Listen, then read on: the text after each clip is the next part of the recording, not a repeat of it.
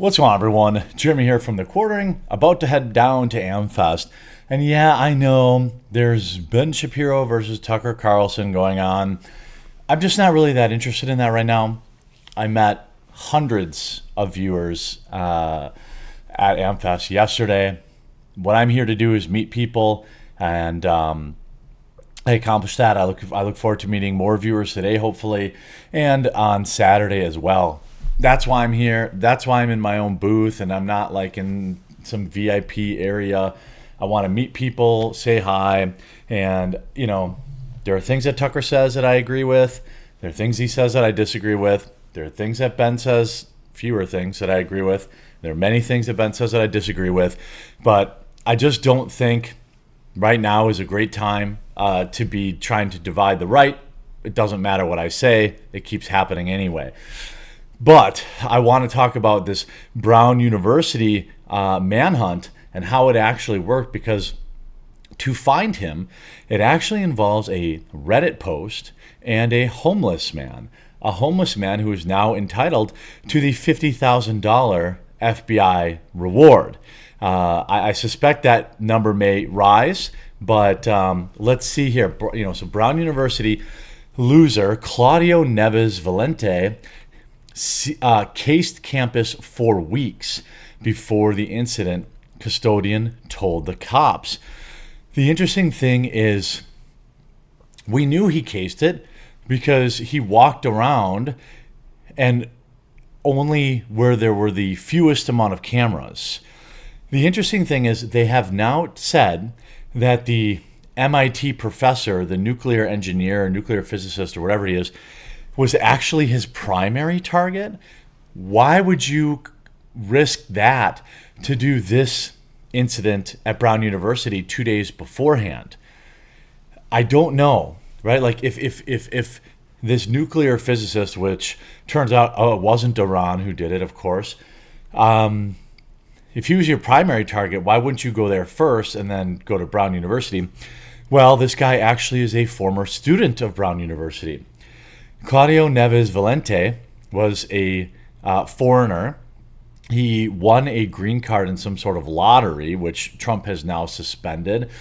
He stalked out the Ivy League school for several weeks before carrying out his attack. A custodian had spotted a, quote, suspicious person, later confirmed to be him, lurking around the school's engineering building on November 28th and December 1st, according to a 35-page affidavit. The custodian told investigators he encountered the man, who was wearing a surgical mask and was walking with a limp during his shifts between 3 p.m. and sunset.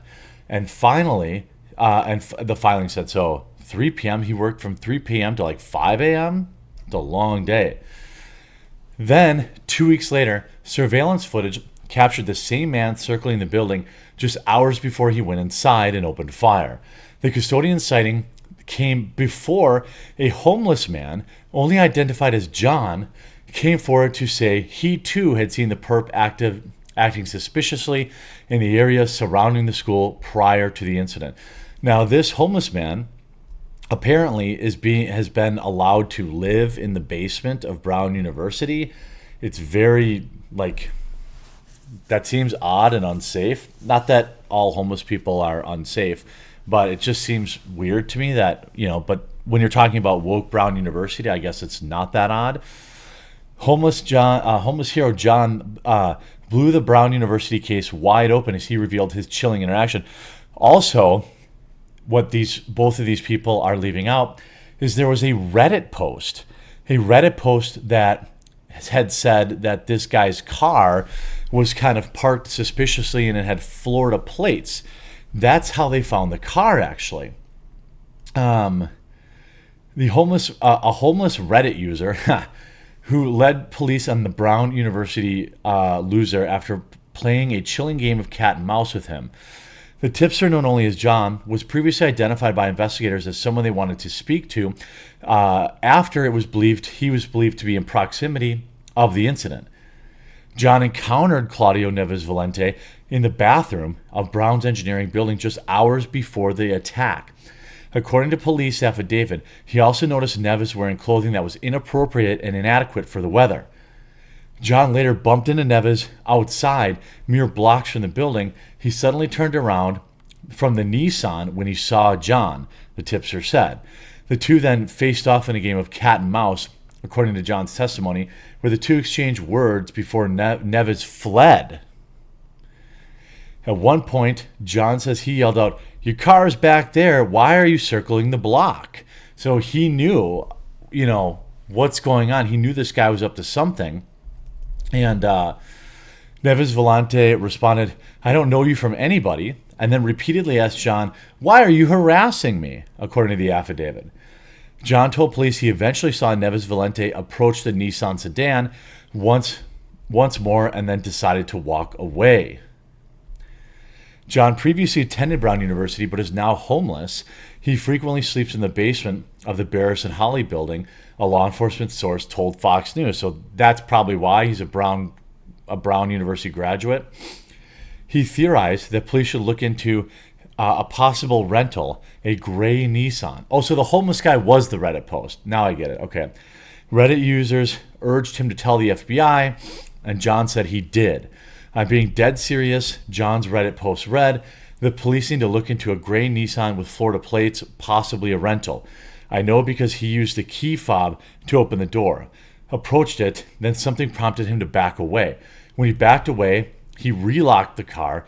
I found odd, so when he circled the block, I approached the car when I saw Florida plates. Police learned about the tip on December 16th, 3 days ago, 2 days before he was captured, 3 days after the incident, and a day after the tip line was created. Until that point, the police affidavit officials had not connected any kind of vehicle to the possible lunatic." And there's the post. Lamen Carr. Shout out to him. Hope that 50,000. Hope he gets his 50,000, and I hope it helps, him get back on his feet. Get him in a nice apartment for a little while or something like that. He blew the case wide open, said Rhode Island Attorney General Peter Niroha. When you crack it, you crack it.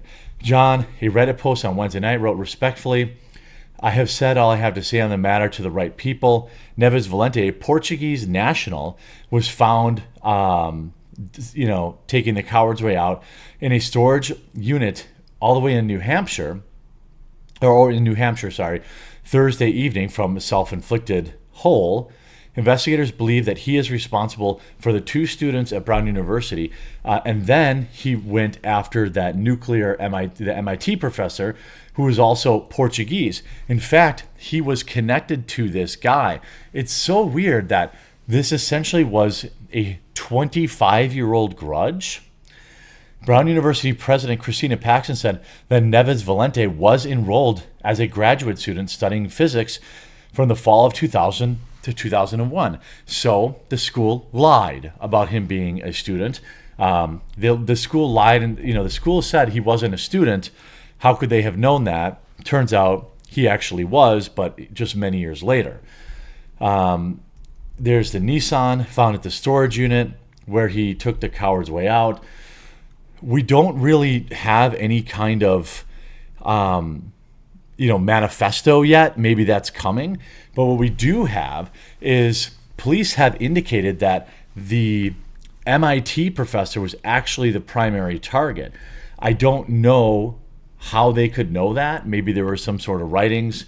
Now, immediately, Trump has now ordered the suspension of Visa lottery program used by the suspect and in the Brown University and the MIT cases. I don't know, was this guy mentally unwell? I suppose we'll probably get more information about what he'd been up to over the past couple of years, why he had a 25-year-old grudge, not just against Brown University, but also this MIT professor that he went to Brown with. And by the way, the green card lottery in 2025 alone has let in 131,000 winners and spouses. So that's 262,000 immigrants. Portuguese nationals received 38 of those slots. This program needs to end. We don't need another 250,000 immigrants. That's just how this is. That's my position, how it's always been. And it's going to be interesting if we find out more about why a 25-year-old grudge. Also, they allege that when he started the incident, okay, he was making barking noises. That's what they're saying. They're saying he didn't yell the snack bar phrase, which I don't know Portugal what their percentage of Muslim is, but it's not a country you think about being very Muslim. But now they say, now after he's been caught, witnesses say they heard him make a barking noise before starting his attack. He did, however, reveal the strange sound Neves Valente allegedly made when he walked into the classroom and unloaded more than 40 rounds. There were some witnesses saying he said nothing. There are some saying he made a barking noise, he said. Don't ask me. I don't know why. And that's it. I don't know if he thought they were dogs or something like that. I don't know. It's very, very weird. And it obviously leaves the question with, boy, this case probably never gets solved if it's not for a homeless man and a janitor, really the homeless man, who apparently cared more about student safety than Brown University did. I hope you were informed by this video. I hope you have a wonderful Friday. If you're at AmFest, I hope to meet you, and we'll talk to you again real soon.